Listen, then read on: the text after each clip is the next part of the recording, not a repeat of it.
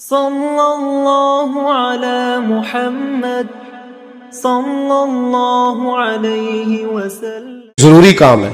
حضرت مالک بن دینار فرماتے میں نے 60 حج کیے، ایک حج کے موقع پر میں نے بڑا رش دیکھا، لاکھوں کا اجتماع ہوا۔ میری باتوں کی سمجھ تو آ رہی ہے نا آپ دوستوں؟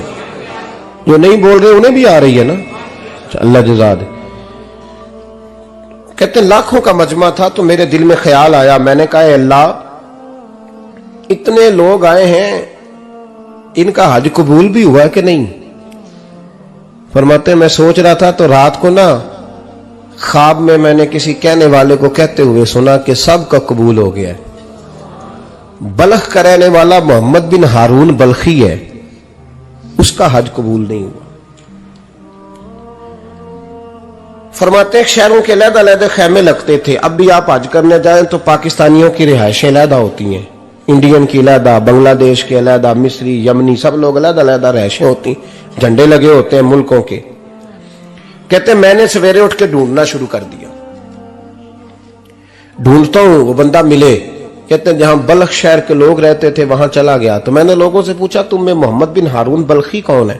لوگ کہنے لگے وہ تو بڑا نیک آدمی ہے، پرہیزگار ہے، بڑے بولے بھالے، بڑے اللہ والے، ریاض آپ کو بس ہم ہی جانتے ہیں، وہ تو بڑا نیک ہے، پرہیزگار آدمی۔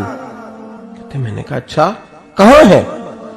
انہوں نے کہا پہاڑ کے پیچھے اس نے خیمہ لگایا ہوا ہے، ساری رات عبادت کرتا ہے، سارا دن روزہ رکھتا ہے، قائم اللیل ہے، صائم الدہر ہے۔ کیا بات؟ فرماتے ہیں میں ان لوگوں کی بات سن کے حیران ہو گیا کہ مجھے کیا بتایا گیا، یہ کیا کہہ رہے ہیں؟ فرماتے ہیں میں پہاڑ کے پیچھے گیا۔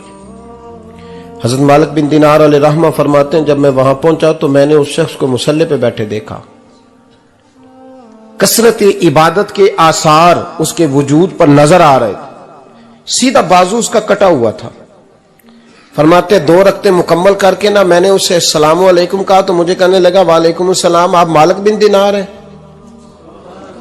میں نے کہا بڑی اس کی فراست ہے۔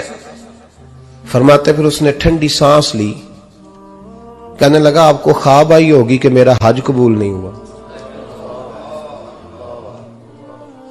فرماتے ہیں مجھ پر اور بجلی گری کہ کیا کہہ رہا؟ فرماتے ہیں میں نے کہا یار لوگ بھی تیری تعریف کر رہے ہیں اور تیری بصیرت بھی بڑی ہے، تو یہ ماجرا کیا ہے؟ کہنے لگا آپ نہ پوچھیں۔ یہ کہہ کے اس نے رونا شروع کیا، دیر تک روتا رہا۔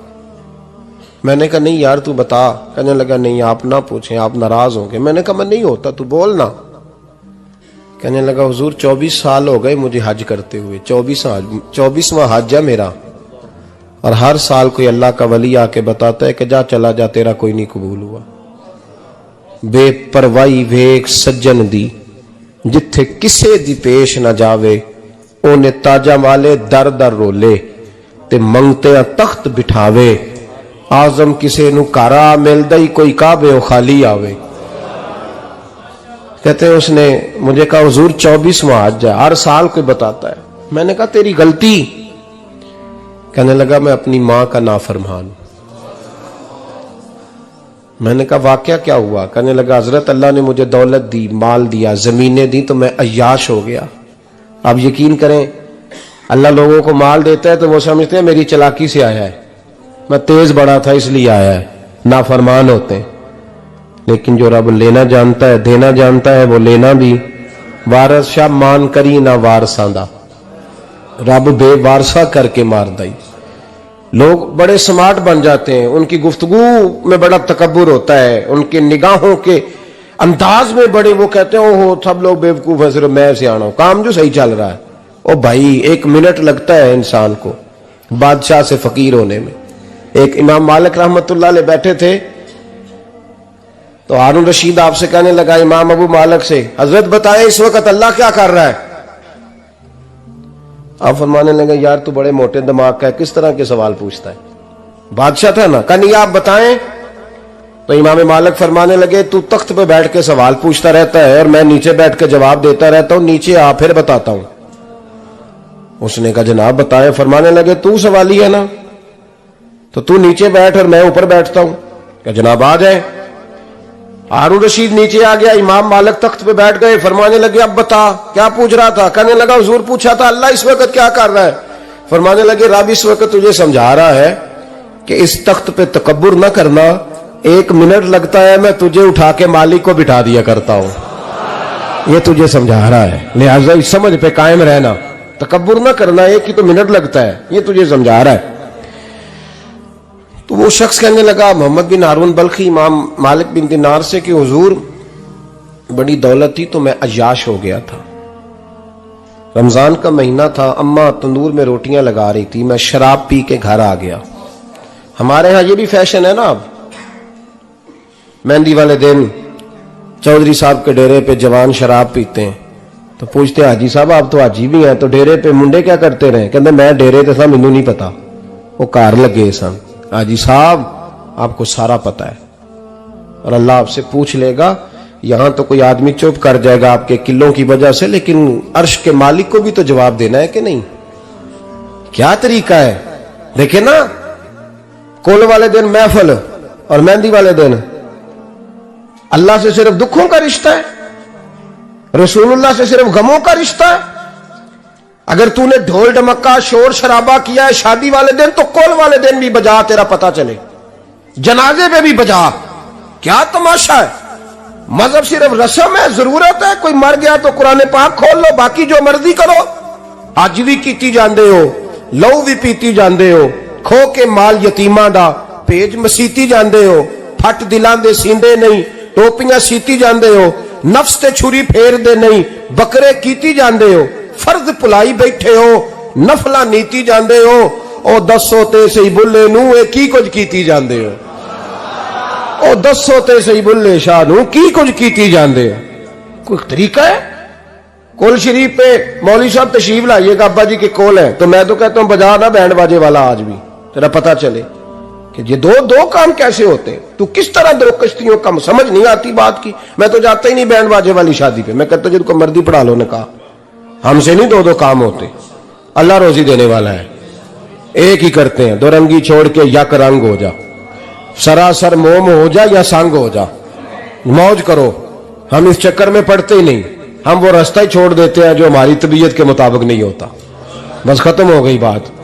इसलिए गौर करें और याद रखें इस बात को। इमाम मालिक बिन दिनार रहमतुल्लाह अलैह फरमाते हैं, मुझसे कहने लगा पैसे आए तो मैं अय्याश हो गया। रमजान का महीना था, असर के बाद मेरी अम्मा इफ्तारी की तैयारी कर रही थी, मैं गया, मैंने कहा शराब पी हुई, अम्मा रोटी दे, तो अम्मा कहने लगी शर्म कर, शर्म कर, रोजा रखा नहीं तो जिन्होंने रखा है उनका तो ख्याल कर। कहते अम्मा की बात का मुझे गुस्सा लगा, मैं कहा करता हूं बदनसीब है वो बेटा जिसका बाप उससे बात करते हुए डरता है कि पता नहीं कहां से बोलेगा। बदनसीब नहीं वो बेटा जिसकी मां उससे बात करते हुए सहम जाती है कि पता नहीं कौन सी बोली बोलेगा। बदनसीब नहीं कि मां बाप भी जिससे खोल के बात ना कर सके। हजरत मालिक बिन दिनार से कहने लगा, अम्मा ने जब कहा ना शर्म कर, तो मुझे गुस्सा आया, मैंने मां को थप्पड़ मारा और मेरी मां जलते हुए तंदूर में गिरी। लोगों ने मुझे पकड़ के अंदर बंद कर दिया कमरे में। सारी रात मैं शोर सुनता रहा पर नशे में धुत रहा। सवेरे आंख खुली तो मेरी बीवी बैग बांध रही थी। मैंने कहा कहां जा रही हो? कहने लगी जो मां का नहीं बना मेरा कैसे बनेगा। वो मैंने कहा मेरी अम्मा का, वो तो लोगों ने रात को ही दफन कर दी जनाजा पढ़ के। तड़प के कहने लगा मुझे क्यों नहीं बताया? तो कहते हैं लोग कहने लगे तेरी मरती हुई मां कह गई थी इसे मेरा मुंह ना देखने देना, मेरे जनाजे के करीब ना आए। हजरत मालिक बिन दिनार फरमाते हैं जब उसने ये बात सुनाई तो मैंने भी उसके मुंह पे थप्पड़ मारा। मैंने कहा तू इसी काबिल है। कहते हैं वो रोने लगा, हुजूर दुआ करे अल्लाह मुझसे राजी हो जाए। कहने लगा जब मां की इंतकाल की खबर मिली तो मैंने कुल्हाड़ी लेके वो हाथ काट दिया जिससे मां को मारा था। मैंने सारी जायदादें खिरात कर दी। 24 साल हो गए, 24 साल। सारी रात नमाज पढ़ता हूं, रोजा रखता हूं, हज करता हूं, पर हर साल कोई आके कहता जा दौड़ जा तेरा कोई नहीं कबूल हुआ। हुजूर दुआ करे मालिक राजी हो जाए। फरमाते मैं थप्पड़ मार के आ गया। मैंने कहा तुझसे राजी हो जाए इतने जालिम से? इमाम मालिक फरमाते रात को आके सोया तो मुझे ख्वाब में रसूल पाक का दीदार हुआ। تو نبی پاک علیہ السلام نے فرمایا مالک تو اسے مایوس کیوں کر آیا ہے، اللہ تو بڑا مہربان ہے۔ کہا حضور ماں کے نافرمان کو معافی کیسے ملے گی؟ تو امام مالک فرمانے لگے نبی کریم نے فرمایا جا اسے جا کے بتا دے تجھے قیامت میں تیری ماں کی وجہ سے بخش دیا جائے گا۔ کہا حضور اماں کی وجہ سے کس طرح؟ تو محبوب فرمانے لگے اس کی ماں قیامت میں اس کے خلاف مقدمہ دائر کرے گی رب کریم کی عدالت میں، اے اللہ میں نے 9 ماہ پیٹ میں رکھا، درد سہ کے اسے جنا، جگر کا خون پلا کے پالا اور اسی نے مجھے قتل کیا۔ رب کریم اس کی ماں کا مقدمہ سن کے کہے گا اٹھاؤ اس کو دوزخ میں پھینکو، اس نے ماں جلائی تھی اسے بھی جلاؤ۔ محبوب فرمانے لگے جب پکڑ کر کے مالک اس کو محمد بن ہارون کو لوگ لے جائیں گے نا جہنم کی طرف، ابھی فرشتے گھسیٹیں گے ہی تو پلٹ کے پھر اماں کی طرف دیکھے گا، اور دوسری دفعہ پھر گھسیٹیں گے تو پلٹ کے دیکھے گا، اور تیسری دفعہ پھر پلٹ کے کہے گا اماں یہ مجھے جلانے لگے، اماں یہ جہنم میں پھینکنے لگے۔ میرے حبیب فرمانے لگے وہ جل کے مرنے والی ماں وہاں بھی بول پڑے گی، کہے گی یا اللہ چل میں نے معاف کیا تو بھی معاف کر دے، اے اللہ میں نے معاف کیا تو بھی معاف کر دے، اللہ تو معاف کر دے اسے، اللہ تو اس سے درگزر فرما، اسے معاف کر دے۔ میرے محبوب پاک علیہ السلام فرماتے رب کریم کہے گا اس نے تجھے جلایا، تو کہے گی اللہ یہ تو بیٹا تھا اس نے جلا دیا، میں ماں ہوں میرے سامنے جلے تو میں کیسے برداشت کر سکتی ہوں؟ فرمایا اس نے جلا کے مارا تھا پر اسی ماں کی وجہ سے رب کریم اسے جنت عطا فرمائے گا۔ پلٹا جا کے ماں کے پیروں میں بیٹھ، جا سویرے ان پڑھ باپ سے دعا کرایا کر، جا بالکل انگوٹھا چھاپ باپ سے صبح دعا کرایا کر، دیکھ رب کریم تیرے لیے رحمتوں کے دروازے کھول دے گا۔ اور آخری بات یہ بھی سن لے، ماں باپ کے انتقال کے بعد رشتے ختم نہیں ہوتے، رشتے ختم ہو کیا دعا مانگتے ہو نماز میں ربنا اغفر لی، اس کا مطلب ہے ماں باپ تو ہے نا، وہ جو اولاد بچپن میں چلی جائے گی نا نابالغی میں، چھوٹے بچے وہ قیامت میں ماں باپ کی سفارش کریں گے۔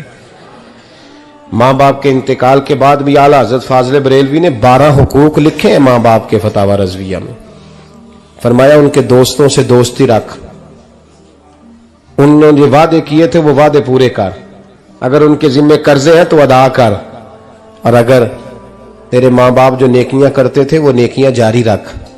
اور امام جلال الدین سیوطی نے شرح الصدور میں لکھا ہے زمین پہ رہ کے غلط کام نہ کرنا ورنہ فرشتے قبر میں جا کے تیرے ماں باپ کو کہیں گے تو کتنی بری اولاد پیدا کر کے آیا، اور فرمایا تو دنیا میں رہ کے اچھے کام کر، چاہے دعا مانگ چاہے نہ مانگ، فرشتے قبر میں جا کے کہیں گے کیا بات ہے تمہارے بیٹے کی، کیسا لال پیدا کیا ہے، دنیا خیر سے بھر دی ہے۔ اور بھائی مجھ سے کوئی بندہ پوچھے نا کہ ماں باپ کو اصالہ ثواب کا سب سے بہترین طریقہ، تو میں کہتا ہوں بیٹے نمازی ہو جاؤ، کیا کر، تاکہ ہر نماز کی آخری رکعت میں تو کہے ربنا اغفر لی، نماز اللہ کی ذکر ماں باپ کا اللہ نے رکھ دیا ہے، ربنا اغفر لی ہر نماز کی ہر آخری رکعت میں ختم شریف پڑھا جائے گا، اور نماز کے اندر پڑھیں گے انشاءاللہ تعالی، پڑھیں گے نماز انشاءاللہ، وعدہ نہیں کرا رہا۔ داڑھی کس کی سنت ہے؟ نہیں جنہ نہیں رکھی ہو بولو، جنہ رکھی ہو تو بولن ڈائن ہے، کس کی سنت ہے؟ تو سرکار کے غلاموں نے رکھنی ہے کسی اور نے رکھنی ہے؟ غلام کہتے ہیں ابھی ہم نیک ہی نہیں، نیک ہوں گے تو رکھیں گے۔ وہ خدا کے بندو نیک تو ساری زندگی بندہ نہیں ہوتا، کبھی کسی نے دعویٰ کیا ہے ولی غوث کتب نے کہ اب میں بالکل گناہ نہیں کرتا میں پاک صاف ہو گیا ہوں، کیا ہے کبھی؟ یہ شیطان کا وسوسہ ہے۔ داڑھی حضور کی سنت ہے، اور رکھو تو نبی پاک کی مرضی کے رکھو، پوری مٹھی رکھو، اپنی مرضی کی نہ رکھو، جتنی مجھے اچھی لگتی ہے اتنی میں نے رکھ لی، ایک مٹھی داڑھی رکھیں۔ ساری دنیا کی ٹرینیں گزرتی ہیں تو گزر جائیں، نماز کا وقت نہیں گزرنا چاہیے، بس ختم ہو گئی بات۔ دنیا تو چند روز ہے، او پہ دس دیاں قبراں جنہ تے پھول پے، ادھروں کوئی نہیں جی آمدہ تے ادھروں لکھاں گئے۔ نماز سب سے پہلے، اس لیے کہ رب رسول کے بغیر ہمارا گزارا ہی نہیں، نماز قرآن پاک اور درود و سلام یہ قضا ہونا ہی نہیں چاہیے، جو مرضی ہو جائے. اور ساتھ ساتھ سنت اور شریعت کا لحاظ کرنا سیکھیں. اور میری اپیل یہ ہے، ہر عمارت پہ غلاف نہیں چڑھتا، صرف خانہ کعبہ پہ چڑھتا ہے. ہر کتاب کا غلاف نہیں ہوتا، صرف قرآن پاک کا ہوتا ہے. ہر بی بی کا پردہ نہیں ہوتا، صرف مسلمان عورت کا ہوتا ہے. جو چیزیں پردوں میں ہوتی ہیں نا وہ مقدس ہوتی ہیں. اور بھائی ٹافی سے بھی ریپر اتار دو تو مکھیاں بیٹھنے لگتی ہیں.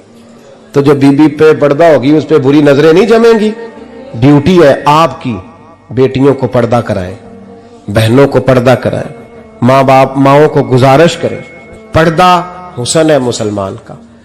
جس گھر میں پردہ رہتا ہے اس گھر میں اللہ کے فرشتے رحمت نازل فرماتے ہیں. یہ کوئی فیشن، کوئی طریقہ، کوئی مطلب ہی نہیں ان چیزوں کا. با پردہ کریں اپنے گھروں کو.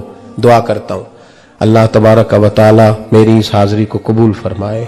اللہ آپ سب کا آنا قبول فرمائے. اور جو کچھ میں نے کہا اللہ تبارک و تعالی ہمارے دلوں میں، ہماری روحوں میں اس جذبے کو جاگزی فرمائے. آخر دعوانا